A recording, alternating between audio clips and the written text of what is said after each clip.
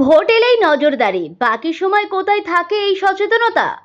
Vote মানেই গণতন্ত্রের উৎসব, ভোট মানেই অধিকার প্রয়োগের দিন।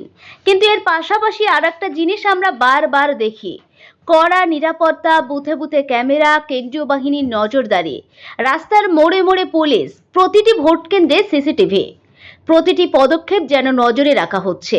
কিন্তু এখানেই উঠছে বড় প্রশ্ন, এই সচেতনতা কি শুধুই ভোটের জন্যে?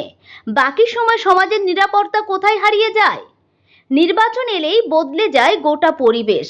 গ্রামের ছোট্ট প্রাথমিক স্কুল থেকে শুরু করে শহরের বড় বড় ভবন, সব জায়গায় হয়ে ওঠে ভোট কেন্দ্র।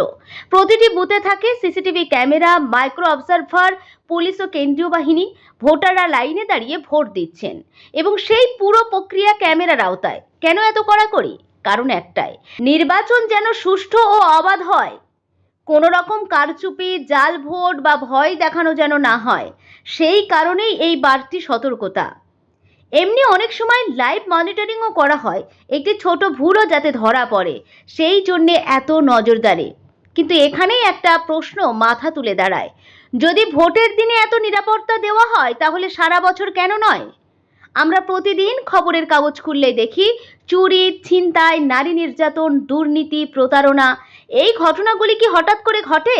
না, এগুলি হয় কারণ কোথাও না কোথাও নজরদারির অভাব থাকে।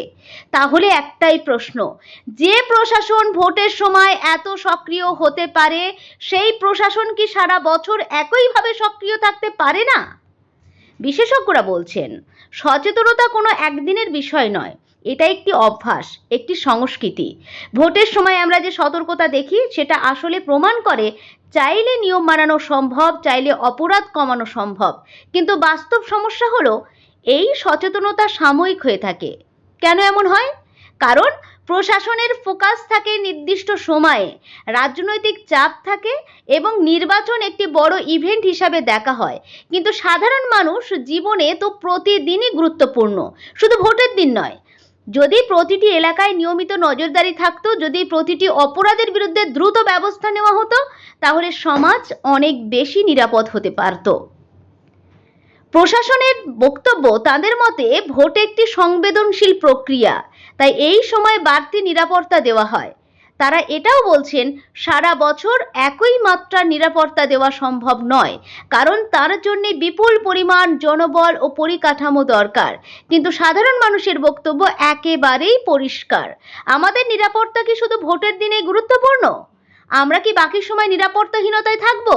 অনেকেই মনে করছেন, যদি নিয়মিত নজরদারি বাড়ানো হয়, তাহলে অপরাধ অনেকটাই কমে যেতে পারত। ভোটের সময় বুথে বুথে ক্যামেরা থাকে, প্রতিটি পদক্ষেপ নজরে রাখা হয়।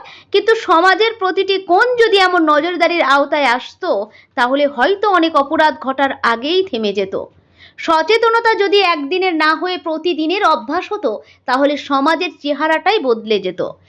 আইন শুধু থাকলেই হয় না, তাই সঠিক প্রয়োগও জরুরি। তাই আজকের সবচেয়ে বড় প্রশ্ন, সচেতনতা কি শুধু ভোটের জন্যে, নাকি এটা হওয়া উচিত আমাদের প্রতিদিনের দায়িত্ব? ভোট আসে, ভোট চলে যায়, কিন্তু সমাজ থেকে যায়, আর সেই সমাজকে নিরাপদ রাখা আমাদের সবার দায়িত্ব। প্রশাসন, আইন এবং সাধারণ মানুষ, সবাইকে একসাথে এগিয়ে আসতে হবে।